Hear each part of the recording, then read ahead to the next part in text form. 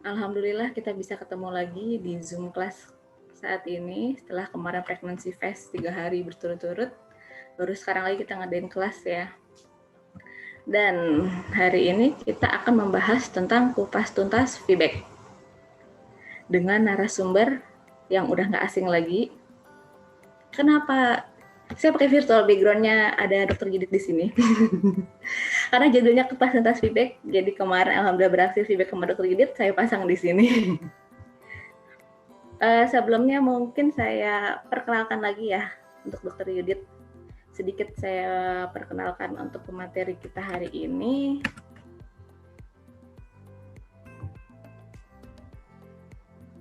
Harusnya sudah pada kenal ya, tadi udah banyak banget yang benar jawabannya.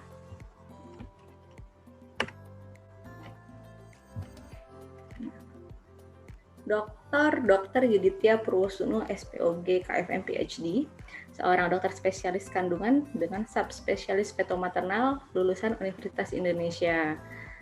Prakteknya beliau di Hermina Bekasi, RSCM Kencana, dan Mitra Keluarga Kelapa Gading. Ya. Selamat malam, Dok. Ya, selamat malam. Assalamualaikum warahmatullahi wabarakatuh.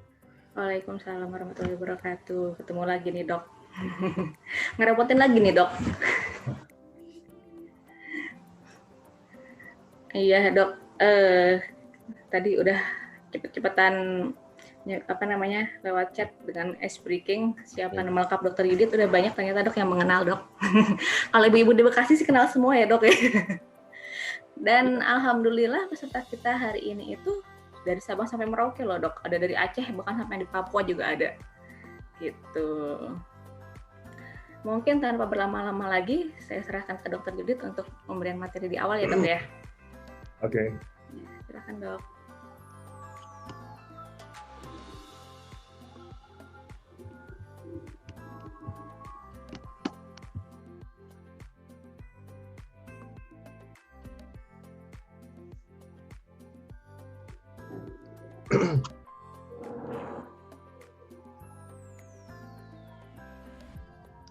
Oke,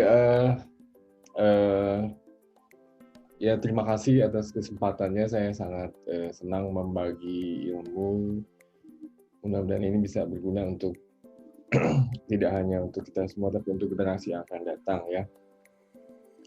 Yang slide-nya tidak hanya VBAC aja mungkin ya kupas tuntasnya, tapi juga yang secara keseluruhan untuk kehamilan yang sehat secara keseluruhan ya. Yang mungkin kurang dibahas oleh dokter lain ataupun nggak pernah dibahas di buku atau di website ya.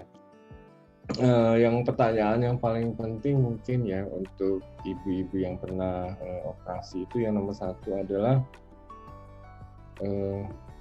mau melahirkan normal lagi atau operasi lagi ya. Ini menjadi pertanyaan yang selalu timbul. Ini ada beberapa video yang saya ambil dari website. Making a decision about birth after previous cesarean section is like planning a very important journey. When planning this journey, you may want to revisit previous experiences, your current situation, and desired way to give birth. There may be challenges and unexpected diversions en route, but we will help you be as prepared as possible. Ya, yang penting adalah mempersiapkan bagaimana VBAC itu sendiri ya. Tetapi tidak hanya VBAC, tapi kehamilan secara keseluruhan. Gimana sih supaya bayinya nanti sehat, bayinya tidak asmaan, bayinya nanti ke dokternya hanya 6 bulan sekali, bayinya nggak pusing, ini susah makannya milih-milih ataupun kurvanya di bawah warna hijau terus ya. Ini yang dihindari ya. Ada beberapa Giving birth by the vaginal route is like climbing the mountain yourself. It may be longer and hard work, but when you reach the top of the mountain, when you give birth, some feel an immense sense of achievement by taking this route. Ya. Dan yang lebih penting lagi biasanya kalau ibu yang bisa lahir normal itu bayinya jauh lebih sehat ya, karena lahir normal itu jauh lebih sulit ya. Ibunya harus sangat sehat sekali sehingga kontraksinya bagus. Yang sehat itu dalam arti kalsiumnya cukup, zat besinya cukup, semuanya mesti sempurna ya. Biasanya makanya yang VBAC ataupun yang lahiran normal itu anaknya juga lebih baik ya dibandingkan anak yang pertama yang operasi sesar ya. Karena operasi sesar itu jauh lebih gampang untuk lahirannya, tidak perlu banyak persiapan. Dan VBAC ini direkomendasi untuk ibu yang pernah sesarian sebelumnya dan tidak bisa kembar ya. Tapi ada beberapa ibu yang kembar yang pernah VBAC juga ya. Tapi yang paling utama adalah kepalanya harus di bawah, tidak mungkin untuk bokong gitu. Terus yang berikutnya. Things to consider when planning your mode of birth. How do you feel about previous birth experiences? Reason for your previous cesarean section. Any condition for you or your baby during labor which caused a cesarean section to be recommended, such as labor stop progressing. Any conditions in this pregnancy which may affect your route of delivery and previous surgery to the womb. Ya, itu seperti yang saya bilang tadi, faktor yang kehamilan ataupun persalinan sebelumnya kenapa di sesar itu juga merupakan hal yang penting ya. Kalau misalnya bayinya besar, kemungkinan anak keduanya juga besar. Jadi harus dipersiapkan dengan baik supaya tidak terlalu besar dan bisa mungkin untuk lahiran normal ya. Ada beberapa keuntungan dan kerugiannya VBAC ya. Selain yang saya bilang tadi, bayinya jauh lebih sehat biasanya dibandingkan pasien dengan bayi dengan sesarian ya. Yang pertama adalah kalau mau hamil berikutnya, maka lahiran untuk vaginal birth itu jauh lebih tinggi risiko kemungkinan berhasilnya.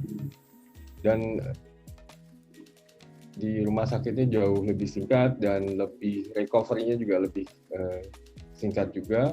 Bisa hanya 24 jam saja lahiran pagi, besok paginya udah bisa pulang. Dan risiko cesarean section-nya juga jauh lebih turun tentunya karena VBAC. Dan yang saya bilang tadi juga bayinya kalau lahiran normal, itu problem bernafasnya seperti TTN ataupun transient apnu pada kehamilan pada bayinya itu juga jauh berkurang ya. Karena alami untuk lahirannya itu jauh lebih prepare bayinya untuk lahiran ataupun paru-paru untuk bernafas ya. Dan tentunya risiko pada cesarean section juga banyak, seperti kecelakaan pada di bladder, di usus, infeksi, terus bekuan darah di kaki, di paru-paru, ada sedikit cacat di bayinya karena kesayat, tapi jarang sekali. Dan yang paling sering itu biasanya problem pernafasan pada bayinya. Bayinya jadi mestinya bisa pulang sama ibunya, tapi perlu dirawat di NICU untuk perbaiki pernafasannya ya. Misalnya pada 39 minggu saja itu ada sekitar 4 atau 5 bayi yang perlu dirawat di NICU karena problem pernafasan ya.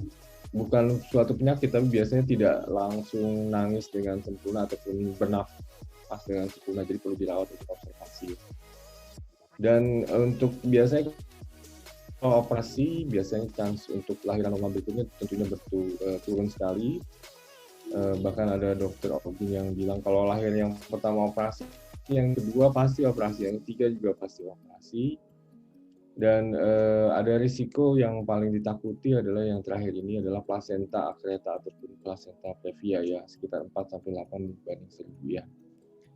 Mungkin langsung saja kalau ada pertanyaan bisa diajukan, jadinya slide-nya bisa langsung ditanyakan kalau ada yang cesarean section allows you to have a prearranged route, or your departure and arrival time is planned. This gives you some control on the time of arrival. Though it is prearranged, there are occasional delays due to other emergencies. It is a major journey with its risks, and the recovery time may be longer. The best time to do the elective cesarean section is the 39th week. If the elective cesarean section is performed too early, then the baby's lungs may not have fully developed. If the elective cesarean section is done too late, you may go into spontaneous labor. Jadi kalau misalnya lahiran operasi ini memang lebih gampang ya, jadi nggak usah nunggu mulesnya, nggak usah terasa sakit mulesnya,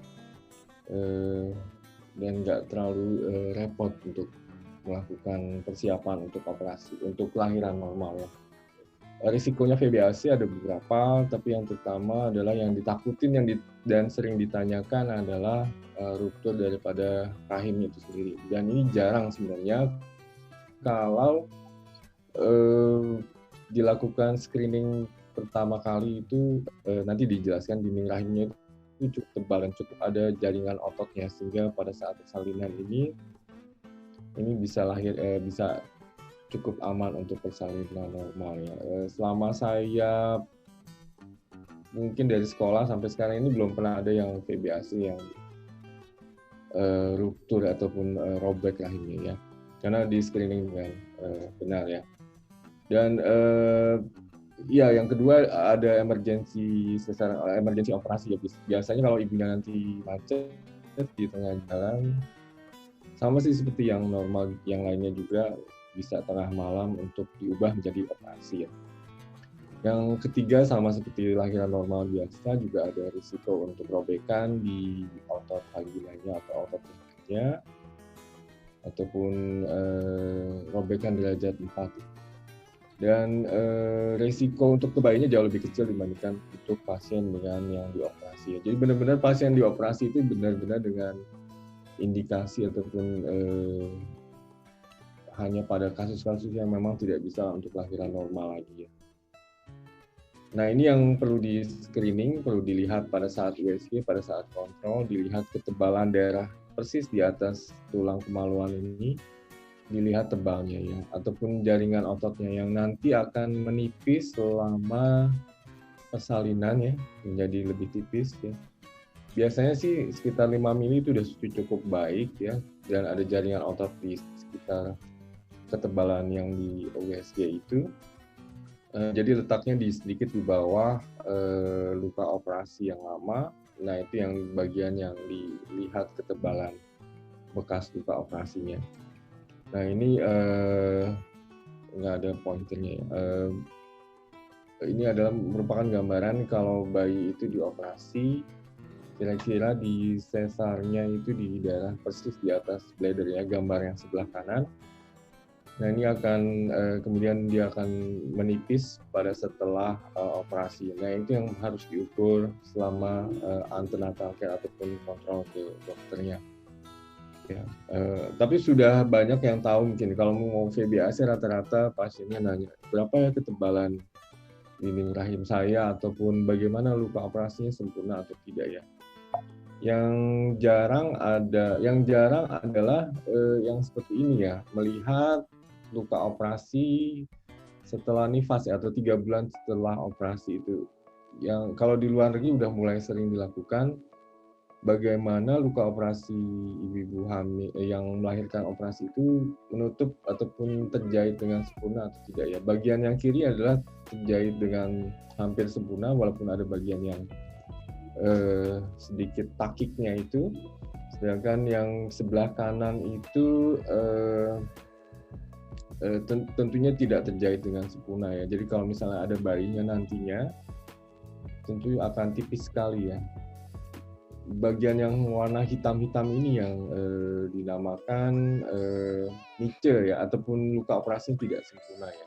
Ini agak susah untuk VBAC nantinya ya, karena jaringannya tipis ya. Kalau terlihat yang jaringan yang seperti kanan yang tidak sempurna itu, akhirnya adalah nantinya sekitar 5 tahun kemudian setelah operasi sesar, haidnya bisa lebih panjang ya, misalnya dari 3 hari menjadi seminggu ataupun 2 minggu ya. Gambar yang berikut adalah ini yang perlu dihindari ya, ada jaringan ataupun luka operasi yang hilang sama sekali, tidak terjahit dengan sempurna antara jaringan yang di bawah dengan yang di otot ya. Jadi intinya sih melahirkan normal itu jauh lebih rumit dan lebih sulit. Hanya ibu yang sehat, yang sungguh sehat saja, yang sungguh dipersiapkan dengan baik, bisa melahirkan normal. Hasilnya tentunya juga jauh lebih baik ya, bayinya lebih sehat, lebih sedikit komplikasinya, lebih sih pada VBAC ya. Sebenarnya boleh ya, asal di screening dengan baik, ketebalan rahimnya itu sebenarnya masih bisa diinduksi dengan baik, asalkan di rumah sakit dengan fasilitas operasi emergensi ya, bisa dilakukan operasi tengah malam. Induksinya bisa diinfus yang sudah kita ketahui atau dipasang balon seperti ini. Lebih nggak nyaman ada kabel plastik yang nanti keluar dari kakinya ya, jadi nggak nyaman, lebih enak mungkin lebih nyaman di infus ya. Dan induksi memang meningkatkan risiko untuk robeknya rahim ataupun emergensi secara keseluruhan. Tapi kalau dilakukan dengan baik sekali, dilakukan sekali. This is cesarean section. Dan yang pertanyaan berikut, gimana caranya supaya optimal? Gimana caranya supaya nanti saya lahiran seperti ini? Misalnya ini pernah di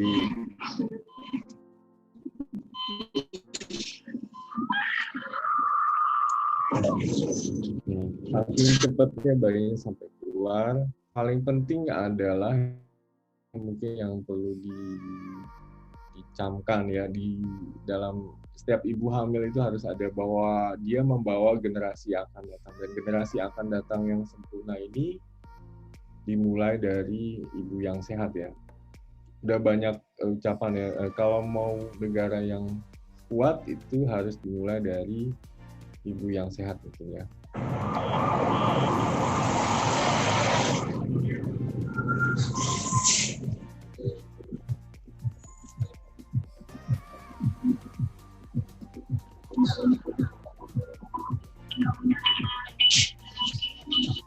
Ini iklan aja, hanya untuk menggambarkan bahwa sebenarnya diri kita yang sehat itu sebenarnya cerminan dari kita yang kecilnya bagaimana ya. Kalau kecilnya suka sakit-sakitan ataupun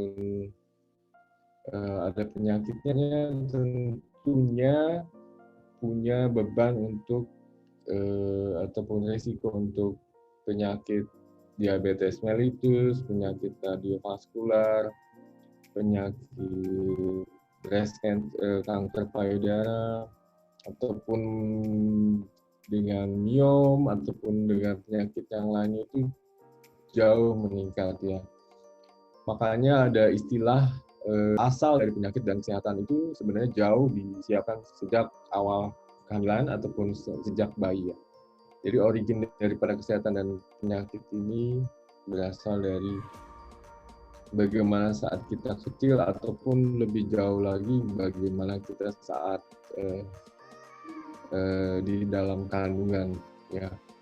Ini adalah bayi-bayi dari pada saat Perang Dunia Kedua jadi kekurangan makanan. Ini adalah bayi-bayi lahir yang ibunya juga kekurangan nutrisinya. Dan nantinya bahwa bayi yang kecil itu membuat programming ya, programming bahwa mengubah genetik ataupun mengubah pola respon dari biasanya bayi yang kecil nanti dewasanya punya penyakit seperti diabetes ataupun kegemukan ya. Jadi kalau misalnya ke rumah sakit, misalnya mampir terus ketemu pasien di sebelahnya, sakit apa Pak atau sakit apa Bu? Ya ini lagi mau kontrol jantung. Coba ditanya, dulu lahirnya berapa kilo ya? Biasanya sekitar 80%, 60% bayinya dia lahirnya biasanya di bawah 2.500 ya, kecil biasanya. Jadi di majalah Time disebutkan bahwa 6 bulan pertama dalam kehidupan itu membentuk bagaimana kita nantinya di dewasanya dan di tuanya nanti ya. Jadi apa saja untuk optimal ya? Bagaimana caranya supaya hamil itu sehat, nantinya juga bisa untuk dipakai untuk pola untuk PBAC. Ini ada beberapa yang bisa dirangkum mungkin ya, banyak sekali yang bisa dioptimalkan. Tapi ada beberapa yang bisa dari sisi nutrisinya ibunya harus baik ya. Misalnya saja ferritinnya sekitar 30, ya, tidak terlalu berlebihan, tidak terlalu berkekurangan. Imunitasnya juga harus baik ya. Pernah divaksin MMR ya, ataupun tidak ada infeksi ya. Kalau mau hamil harus dicek giginya adakah yang bolong atau tidak, ada infeksi saluran kemih atau tidak, ada TB atau tidak, ataupun yang terakhir yang mungkin yang perlu perhatian dari kita semua, bagaimana makanannya kita semua. Jadi jangan terlalu banyak karbohidrat juga, tapi harus dicampur dengan mineral ataupun proteinnya. Tidak hanya protein saja juga, tapi juga perlu karbohidrat ya. Misalnya saja yang paling kurang dari orang Indonesia biasanya adalah kalsium. Kalsium itu sangat kurang sekali pada ibu hamil karena memang sebelum hamil itu asupan kalsium itu tidak pernah diperhatikan ya, ataupun tidak ada kampanye untuk konsumsi kalsium ya sebelum hamil ya.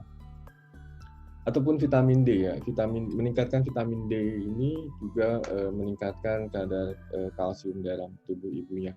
Kalsium itu juga mempengaruhi bagaimana, ini adalah gambar video bagaimana embrio itu dihisap oleh rahim ya, sehingga ditempatkan persis di belakang rahim ya. Ini bayi tabung ya, bayinya ditandain dengan semacam zat, jadi bisa dideteksi dengan USG. Jadi ini USG-nya lama nih, hampir 4 jam dipasang terus ya, sehingga bisa memonitor bahwa kalau kalsiumnya baik itu bisa embrionya tuh bisa nempel di ujung sana, persis di tempat yang paling baik, yang paling banyak vaskulernya ya, di mana bayinya nanti bisa berkembang dengan baik ya.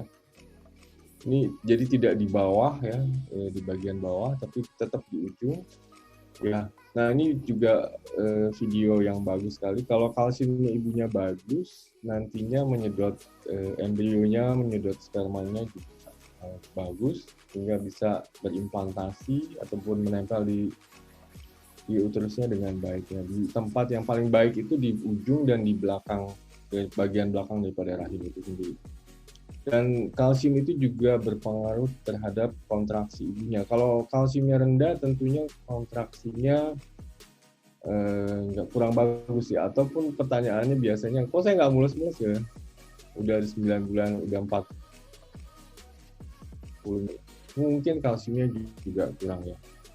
Dan ini adalah yang gambar yang rumit sekali, tapi bisa dilihat di situ selalu ada komponen kalsium dengan angka 12 di situ, bahwa setiap proses kontraksi itu selalu membutuhkan kalsium. Jadi jelas kalau kalsiumnya cukup, nanti lahirnya juga bagus dan cepat ya, dan tidak terlalu sakit persalinannya, karena kontraksinya setiap kali kontraksi itu optimal. Jadi nggak terlalu lama, masuknya pagi, siang sudah lahir, masuknya siang, sore udah lahir, ataupun nggak sampai besokannya lagi ataupun 2 harinya lagi, sampai 48 jam juga masih gitu.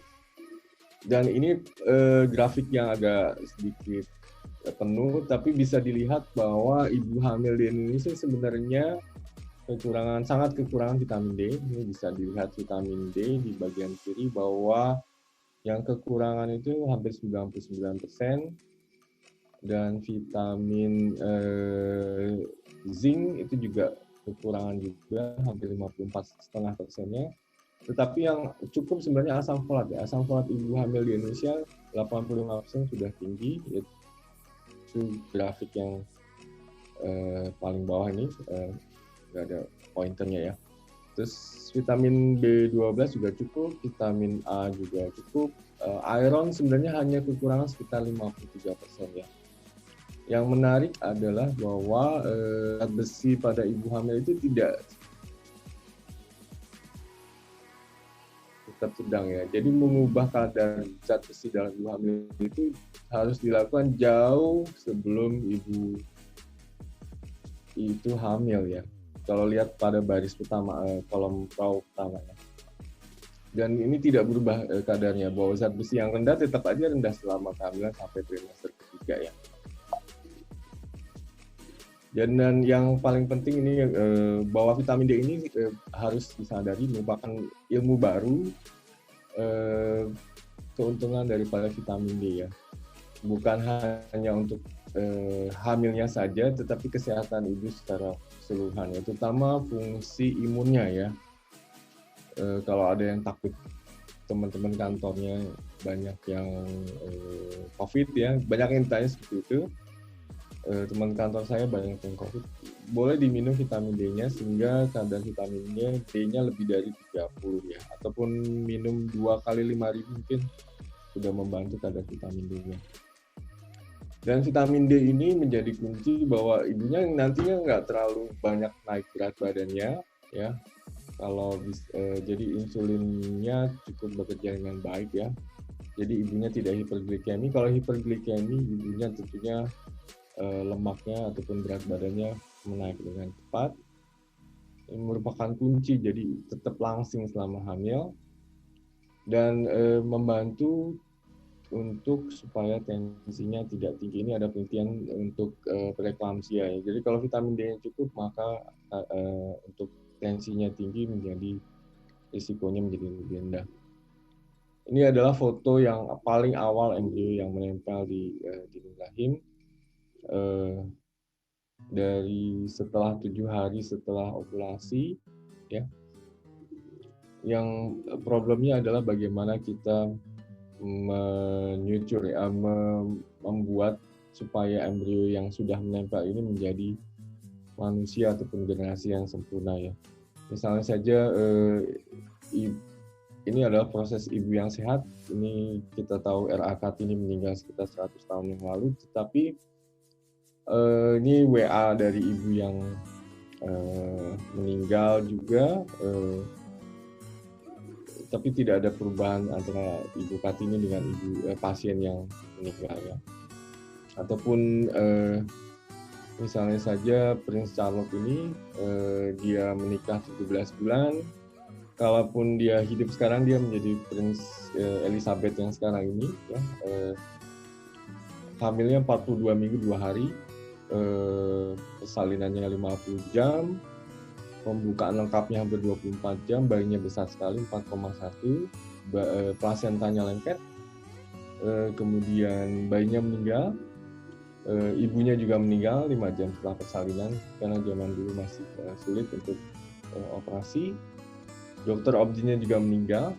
Jadi yang meninggal ada 3, dokternya, ibunya, dan anaknya. Kalau misalnya dia masih hidup, ini baris yang terakhir, maka Ratu Victoria tidak menjadi ratu di Inggris, ataupun Ratu Elizabeth sekarang tidak menjadi ratu. Prince Charles ini akan menjadi ratu. Dan di Indonesia sendiri angka obesitas ini adalah hasil dari Risk-Davos, bahwa anemia dalam kehamilan masih 37%, dan masih angka diabetes cukup tinggi, angka obesitas cukup tinggi. Dan ini menjadi masalah bahwa lebih banyak yang lebih sedikit yang mengkonsumsi sayuran dan buah-buahan, dan parahnya, bukan parahnya ya, lebih banyak mengkonsumsi karbohidrat ya, mie instan, mie basah, roti dan biskuit yang lebih cepat menyerap dan menjadi gula dibandingkan dengan yang lebih banyak seratnya. Dan di risetnya ini juga bahwa bayi dengan birth weight itu masih cukup tinggi, hampir 15%, antara 10-15% di Indonesia. Dan panjang kurang bayi dikurang dari 48 cm masih 20,2%-nya. This is how a human gets made. Every one of us started out this way. We've a pretty good idea what happens over the 9 months it takes to produce a newborn. But there's this one bit that's been missing. Right at the beginning, before this animation even starts. The very first few weeks.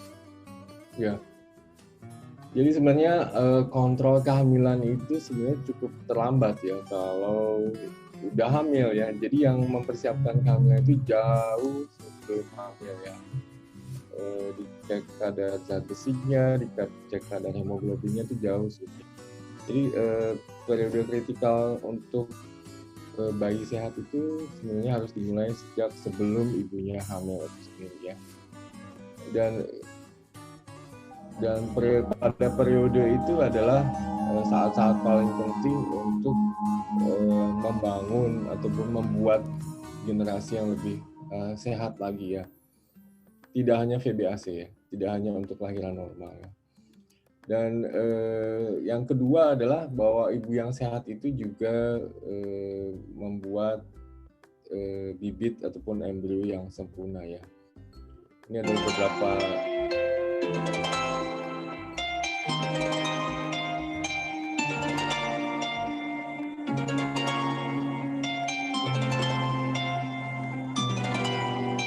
ya.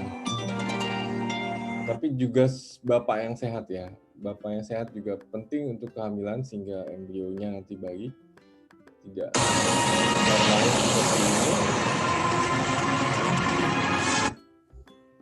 Dan hal yang berikut adalah yang saya sebutkan sebelumnya, bahwa masa perkembangan dalam kandungan itu merupakan waktu yang paling penting untuk mengintervensi kalau kita ada kekurangan dalam misalnya saja kalau ada ibu bapaknya asma misalnya, saat hamil itu adalah paling baik untuk memprogram bahwa bayinya nantinya tidak asma, tidak ada diabetes mellitus, tidak ada penyakit yang lainnya ya. Ini merupakan hal yang penting yang perlu diperbaiki ya.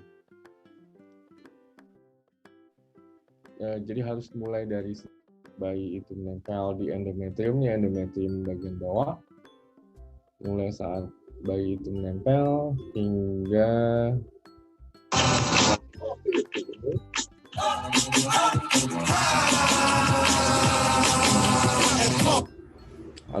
tidak seperti ini dalam kandungan nantinya ya, ataupun nantinya dia menjadi asma ataupun problem behavioral seperti autis ataupun overweight ya. Jadi jangan terlalu seneng ya kalau bayinya terlalu besar ya, nantinya akan menjadi masalah ya.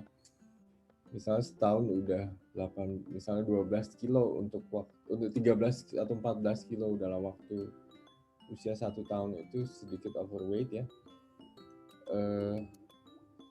Jadi hamil itu ringkas siapkan karena hamil ini memberikan risiko pada kehamilan, ibu hamil dan janinnya, ibu jangka panjang nantinya, anak dan hingga dewasanya.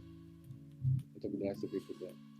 You have now reached your final destination on this journey, and regardless of the route you took, you should feel very proud of your achievement. Ya, mungkin itu aja.